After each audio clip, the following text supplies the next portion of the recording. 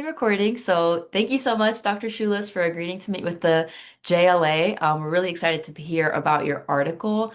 Before we do that, would you be able to give us just a brief introduction of who you are and the kind of work that you enjoy doing? Yeah, sure. My name's Sarah Shulist. I am an associate professor in the Department of Languages, Literatures, and Cultures in at Queen's University in Kingston, Ontario, Canada. Um, so I teach in both a linguistics program and a languages, literatures, and cultures program, which sort of becomes closet anthropology. And I work primarily on language revitalization, indigenous language reclamation and revitalization. I've done field work for a long time in the Brazilian Amazon as well as like in Canada. This article became quite the departure from my usual kind of area of focus, but broadly still emerges from interests in multilingualism and encounters across linguistic difference, essentially. That's awesome. Yeah, I was kind of looking at the kind of work that you do, and I was like, oh, it's so interesting that you've written this article that's like, oh, wait a minute. But speaking of, would you kind of be able to give us a general summary of your article that was submitted to the JLA for a public audience? Sure. So this article it's called A Translated Utopia, and it uses Star Trek and the specific device of the universal translator in Star Trek to think about what we are kind of using as a almost like folkloric or modern mythology about how translation works and about how like interacting with people when there's a multilingual context comes into play. So if you don't know Star Trek, essentially we have a spaceship that travels and meets aliens. And whenever you meet an alien, you don't actually have to like learn that person's language, that alien culture's language in order to be able to talk. In the fictional world, the way that this happens is there's like almost a magic artificial intelligence translational device that can figure out what we mean and can essentially render it in real time. So it looks like what we end up seeing is the same way you and I are having a conversation now, but we're supposed to assume that if you were an alien, then you would actually be speaking some fundamentally different language. But I would hear it as though it manifests in English. And as somebody who has grown up watching Star Trek and enjoying these kinds of like random nerdy things, as I became a linguist and later a linguistic anthropologist, I was always like, but that makes no sense. But that makes no sense, right? But as with many things that I do when it relates to language, is it first seems to make no sense, and then it almost comes back around to, okay, well, what are we doing to make sense of it, right? What do we do with this kind of thing? And even when we know that this is an obvious technological fiction, like it would be impossible for, based on what we know about language and grammar, it would be impossible to create a device that could so quickly learn the grammar of a totally unfamiliar language that it produces real-time translations immediately, right? So I started to think about, though, even though we know that this is basically just a narrative device, we still can use it to think with story. So I started looking not just at what's presented on the screen, though I did look at different ways that it's presented on the screen, but how fans talk about what they think is happening underlying this fiction. And I started to realize that there's like language ideological frames that are at work in that case. And the primary one that kept drawing me in, this article took a long time for me to figure out and for me to actually conceptualize, because like I said, it was kind of a departure from my usual kind of area of focus.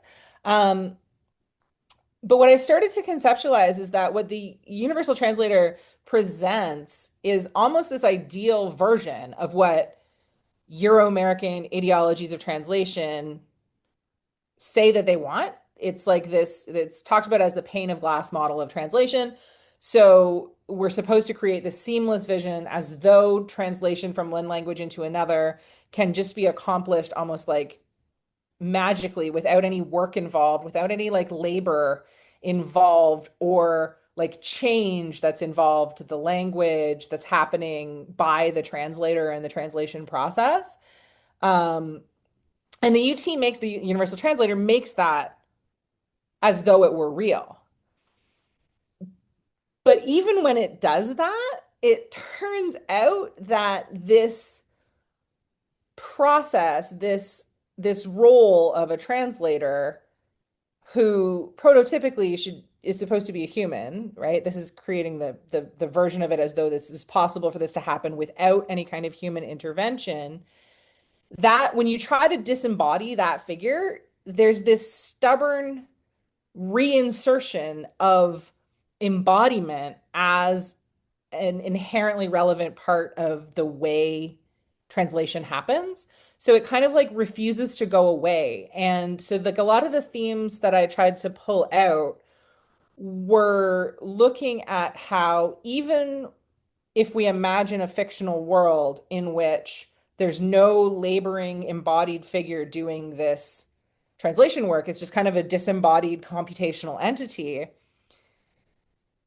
This idea that a language and the way we exchange ideas across linguistic barriers can happen without the embodied figures becoming relevant, like it somehow it never goes away, and that emerges with themes around like what we think AI is for. It emerges around like questions of modality, so sign versus speech, and then around other thematic components like race and the gendered and racialized bodies of the different types of speakers that we get. Yeah, there were so many moving parts, but in a positive way because there's so much more to it than just like what you're saying. You take the body out and it kind of causes all of these different problems and interpretations, from your point of view as a linguistic anthropologist, but then also from the fans' point of view, like you Right. have questions of like, wait a minute, but like I think one user was talking about like the furrowed eyebrow and like, well, would it be able to interpret that? And I guess there's something so human about it. There's something very, yeah, and there was something vaguely like constantly fascinating to me about this sense that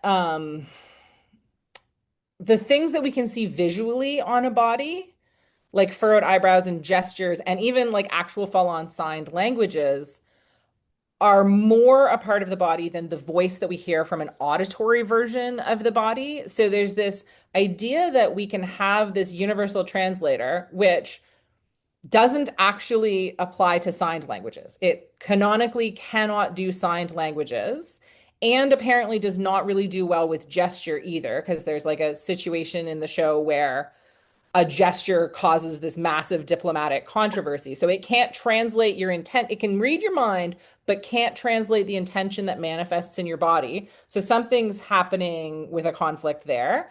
But the fan perception when people start to talk about, okay, well, what if it could? What if it like makes because it, like famously when you watch the show, the lips actually show exactly what they're actually saying in English, right? So they're like, well, is it going into your brain and making you think that's what you see on the lips?